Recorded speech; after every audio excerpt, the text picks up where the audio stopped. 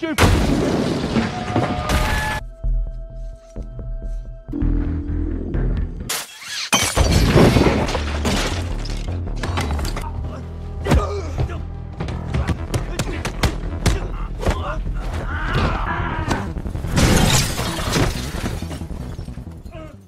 dibuka di negara London dan terlihat seorang ayah bernama Kwon sedang menjemput anaknya bernama Van yang baru saja keluar dari sekolahnya.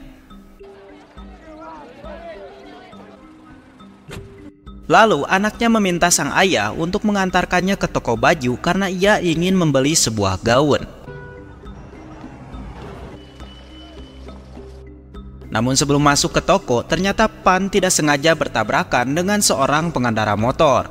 Sedangkan Kwon juga tidak sengaja menabrak mobil saat keduanya berebut tempat parkir.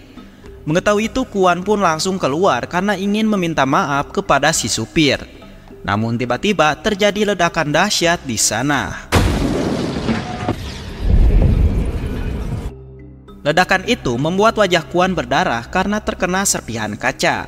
Namun Kwon tidak peduli dan langsung masuk ke toko baju karena ingin melihat kondisi anaknya.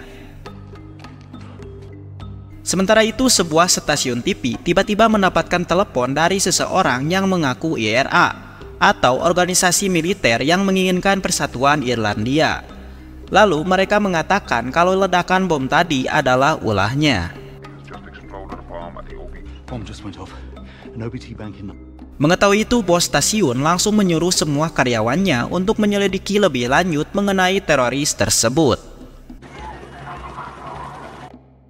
Malam harinya, seorang reporter bernama Ian pergi ke TKP untuk mengambil foto para korban. Namun tiba-tiba ia berhenti ketika melihat Kwon sedang menangis sambil memeluk anaknya yang ternyata telah meninggal dunia. Di sisi lain, 3 anggota IRA sedang menonton berita di tempat persembunyian mereka, yaitu di kamar sebuah hotel.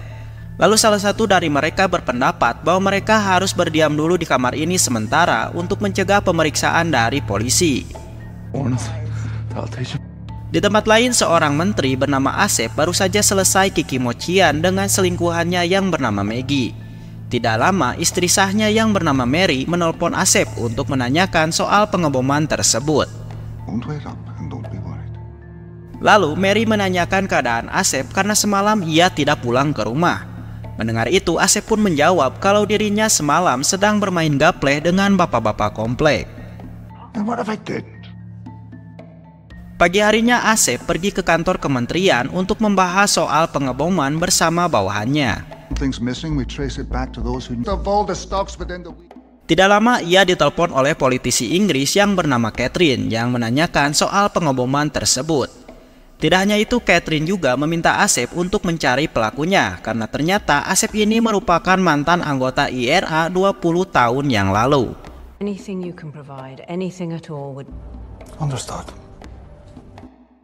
Di dalam rapat itu, Asep marah-marah kepada bawahannya dan menyuruh mereka untuk mencari tahu siapa pelaku sebenarnya atas pengeboman yang telah terjadi. Sementara itu, Kwon menjadi pemurung karena dirinya masih belum ikhlas atas kematian anaknya. Lalu, ia dikunjungi oleh 2 detektif yang ingin mencari informasi dari Kwon. Mendengar itu, Kwon menanyakan apakah mereka akan mencari pelakunya dan menghukumnya dengan sangat berat. 2 polisi itu pun menjawab dan meyakini Kwon bahwa mereka akan menemukan pelaku itu secepatnya.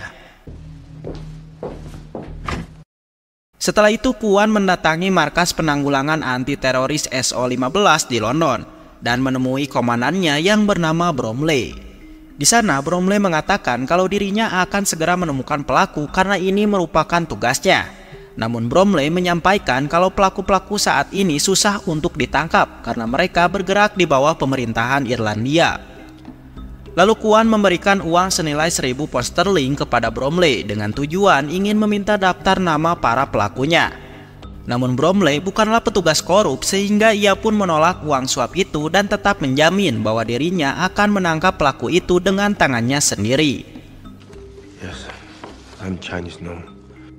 And your wife? Giving a birth to Fred. Di dalam obrolan mereka terungkaplah sebuah fakta kalau Kwon ini ternyata memiliki 2 anak, yang dimana anak yang ke-1 telah terbunuh ketika perampok menyerang kapal mereka saat perjalanan menuju London. Sedangkan istrinya meninggal saat melahirkan Van. I'm truly sorry for your loss.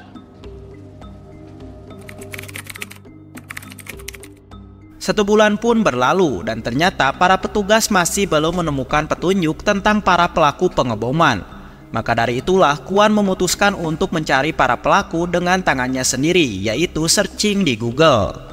Pada saat itu, Kwon tidak sengaja melihat berita televisi yang sedang menyiarkan seorang mantan IRA atau si Asep yang mengatakan kalau dirinya akan mencari pelakunya secepat mungkin. Setelah acara selesai, Kwon langsung menelpon si Asep dan memintanya untuk memberikan nama-nama pelaku pengeboman. Namun si Asep tidak tahu dan mengatakan kalau ia bekerja untuk pemerintahan dan bukannya untuk teroris. For your loss, Mr. Kwon and our elected officials. Good day. Setelah selesai nelpon, Kwon pun memutuskan untuk balas dendam dan di sana ia juga langsung membakar foto istrinya dan 2 putrinya guna menyingkirkan kenangan mereka. Tidak lama Kwon didatangi tetangganya yang meminta Kwon untuk tetap tinggal di rumahnya. Namun Kwon tidak mau dan langsung pergi ke Indomaret untuk belanja beberapa peralatan. Ia juga membeli mobil dolak yang langsung dimodif menjadi mobil petugas kebersihan sebagai bentuk penyamarannya.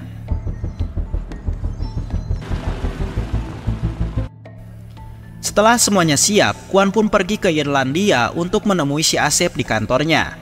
Namun sebelum itu, Kwon memesan 1 kamar di kos-kosan karena ingin menyimpan barang-barangnya. Di pagi harinya Kwon pun mendatangi kantor si Asep sambil membawa barang-barangnya. Namun sekretaris si Asep langsung menolaknya dikarenakan para petugas telah menemukan sebuah pisau di dalam kantung Kwon.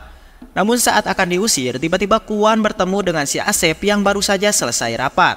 Di sini Asep mengizinkan Kwon untuk berbicara dengannya karena ia melihat Kwon hanya seorang kakek-kakek biasa.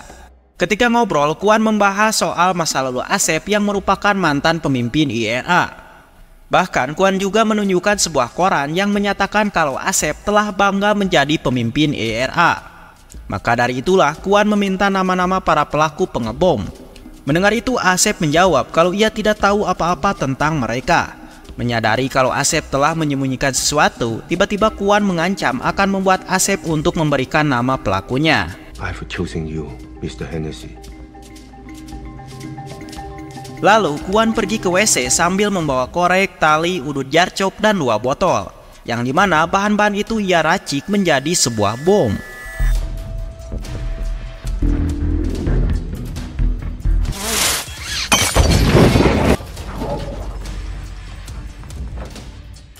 Setelah bom itu mereda, Kwon pun menelpon Asep untuk meminta nama pelakunya.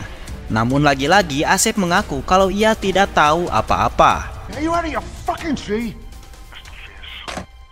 Menyadari dirinya sedang diteror, Asep pun langsung menelpon keponakannya yang merupakan pasukan khusus bernama Sean untuk membantunya menangkap Kwon. Setibanya di hotel, Kwon membuat beberapa bom lagi untuk meneror si Asep. Bahkan ia juga meletakkan sebuah bom di salah satu anak buahnya dan meninggalkan sebuah kertas yang bertuliskan names.